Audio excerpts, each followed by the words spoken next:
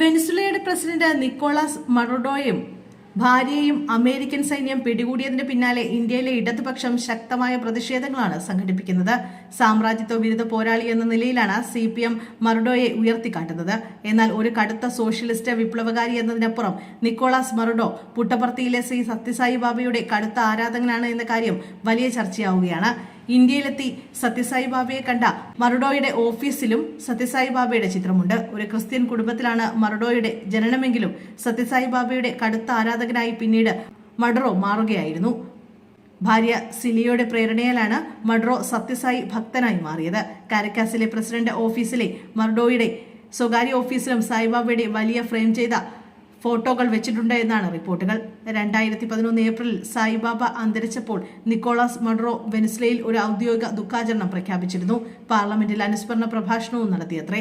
മഡുറോയുടെ ഭരണകാലത്ത് സത്യസായി ബാബയുടെ സംഘടനകൾക്ക് വെനിസ്വേലയിൽ വലിയ തോതിൽ പ്രവർത്തന സ്വാതന്ത്ര്യവും അനുവദിക്കപ്പെട്ടിരുന്നു. സത്യസായി ബാബയുടെ ദർശനങ്ങളായ സ്നേഹം, സേവനം, സമാധാനം എന്നിവ തന്റെ ജീവിതത്തിന്റെ ഭാഗമാണെന്ന് അദ്ദേഹം വിശ്വസിക്കുന്നു. 2005 ഭാര്യ സിലിയ ഫ്ലോറസിനൊപ്പം പുട്ടപർത്തിയിൽ നേരിട്ടെത്തി ബാബയുടെ അനുഗ്രഹം വാങ്ങിയത് അദ്ദേഹത്തിന്റെ ജീവിതത്തിലെ വലിയൊരു വഴിത്തിരിവായിരുന്നു.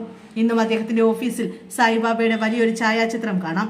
2025 നവംബറിൽ ബാബയുടെ 100ാം ജന്മദിനത്തോടനുബന്ധിച്ച് അദ്ദേഹം നടത്തിയ വികാരനിർഭരമായ അനുസ്മരണം തന്റെ ആത്മീയ വേരുകൾ ഭാരതത്തിലാണെന്ന് ലോകത്തോട് വിളിച്ചു പറയുന്നുണ്ടായിരുന്നു.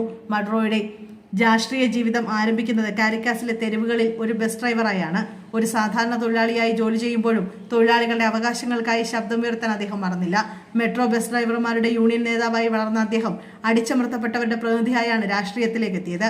1992 ഹൂഗോ ഷാവേസ് നടത്തിയ വിപ്ലവ ശ്രമങ്ങൾക്ക് ശേഷം അദ്ദേഹം ജയിലിലായപ്പോൾ ഷവേസിന്റെ മോചനത്തിനായി തെരുവിൽ പോരാടിയത് മഡുറോ ആയിരുന്നു.